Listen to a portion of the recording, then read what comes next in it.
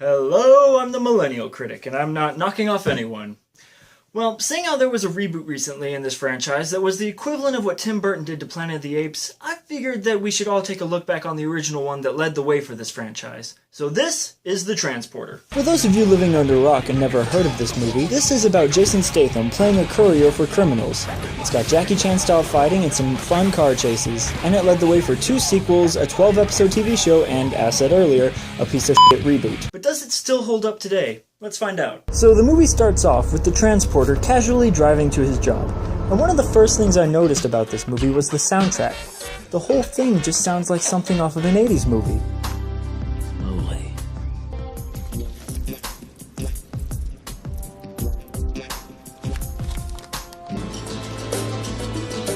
And while I love 80s music, it just makes me think that the next song is going to be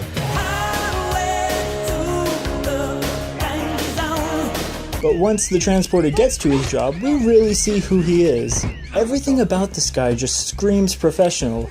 He's sharp dressed, he's calm no matter what. Rule 1, never change the deal. Well, this is a new deal. Collected. And who's going to drive? Shoot this asshole, I drive! And he never panics. Not without the ignition coach, it won't. And then we get a really great car chase that's both fun and exciting, even if a little unrealistic.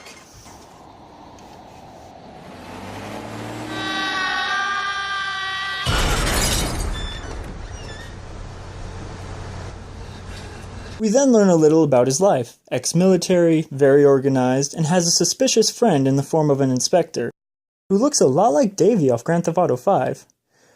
And while the inspector believes that the transporter is more than meets the eye, he still likes him, which makes me like him even more. Maybe I'll come back later for that coffee. Later, he gets hired for another job. During the drive, though, he gets a flat and ends up breaking one of his major rules. Rule 3, never open the package. Ki Shu, playing a girl named Lai, is mostly adorable in this movie. Unfortunately, when she's not being adorable, she's usually...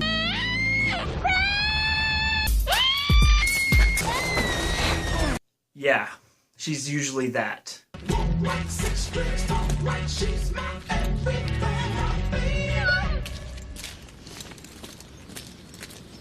You open the package. Rule 3, never open the package. I like that. Rules. He then gets hired to transport another package. I was wondering if you wouldn't mind transporting something for me. Why not? Fortunately, he doesn't look inside this one this time. Unfortunately, he doesn't have to.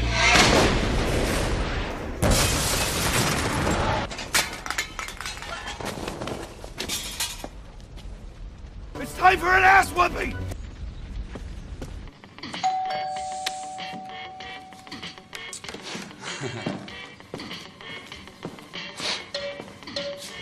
What the They censored their swearing? Well, who the fuck does that? After breaking into the house, he goes inside and has some very entertaining fights. Though it's always kind of puzzled me why this guy has so many axes in his house. After beating up all the guys in the house, though, he steals a car and goes straight home. Well, he does make one stop.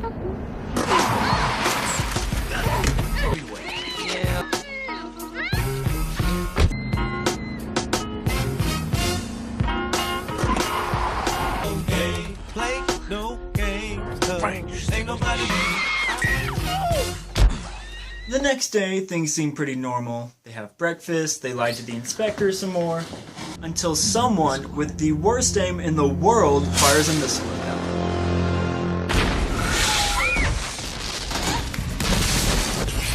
them. Okay, you know the expression, you can't hit the broadside of a barn? That is literally the size of a barn, and you missed! With a rocket launcher! So they escape and swim to a nearby house. And apparently have post-house exploding, tried to be killed by a hitman, swam into a stranger's and broke into their house. Sex.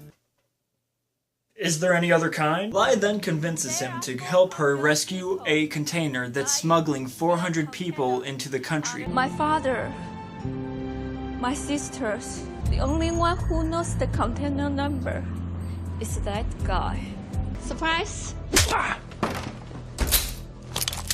Why'd you try to kill me? You opened the package. You broke the rules. Your rules. What'd you expect me to do? Recommend you for another job? Hate to admit it, but the bad guy's got a point. Things don't quite go as planned, though. This man used my partner's daughter here to try and blackmail us. Luckily, my security got the drop on him. Thanks to his convenient friendship with the inspector, though, he finds a subtle way to get himself out of prison. Anybody moves in, I kill it. He then sets off to go rescue Lyle. We then get a fight scene in a bus stop that's a lot of fun. There's one scene where he's completely outnumbered, so he comes up with a pretty clever plan to be able to fight back.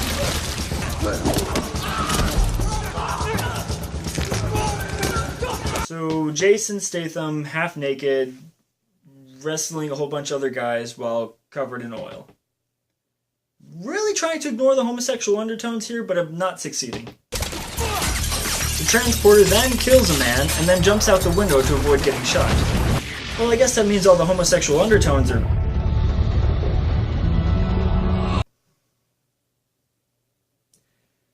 Look, Jason, if there's something you want to get off your chest, it's legal now. So Statham catches up with the container.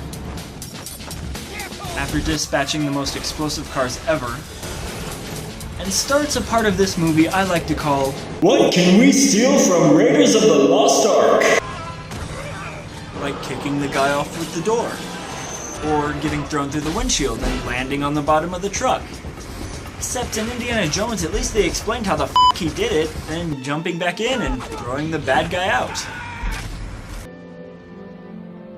But after he pulls over, he gets ambushed and is about to be executed when he sneakily grabs a rock and gets rescued by Lai.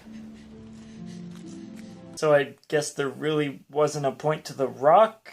I'm not sure why they had him grab it, but who cares? Inspector shows up, they rescue the people, and all is well with the world. Minus the fact that there was a second container that got away that probably had even more people in it that are going on their way to die. But there's a happy song playing, so that means that everything is fine. So that's the Transporter, and I think it's pretty awesome. I mean, sure, the plot isn't very pointed, the acting isn't amazing, but the characters are lovable most of the time. The action is very well choreographed, and I just think it's a fun, cheesy action movie that you can enjoy anytime. Just stay away from the reboot. I'm the Millennial Critic, and I'm not knocking off anyone.